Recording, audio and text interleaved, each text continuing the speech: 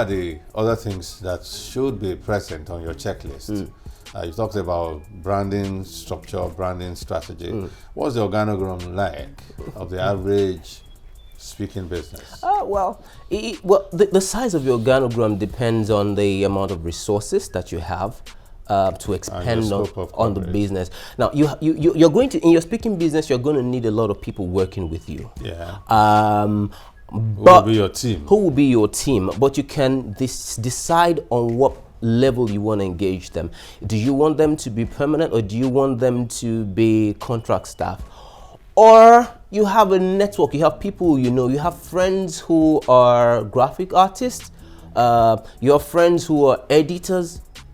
If you don't have the money to pay yet, you can get these people on board with you, and then you can offer them other things. All right, maybe it's free consultation or free speaking to their organization. Okay. Right? But you need people around you. So when you say your team members, who are we looking at? You mentioned graphic artists. Graphic artist. You could need a photographer. Okay. You could need a videographer, a cameraman, an editor. Yeah. People who work basically with you to project what you have to say. To project what you have to say. You know how to say it. They know how to project it. And then you might also need a salesperson or a PR person. A publicist? Yes. Or a manager? Yes, or a manager. For some of us, we know the technical aspect of the things that we know. Yeah. But how to make it into a business, we don't know. Yeah, how to bridge. Yes. Between the product and the market. Yes, exactly. So you should know yourself. If you don't have that skill, then get someone on board who can do that for you. Now, I want to know the role of lawyers in the speaking business.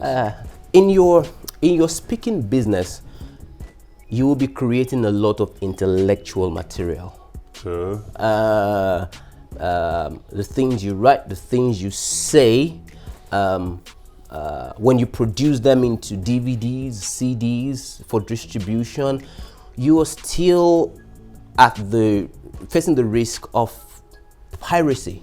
Because it's intellectual property. It's intellectual property. It gets copied once, and then there goes your money.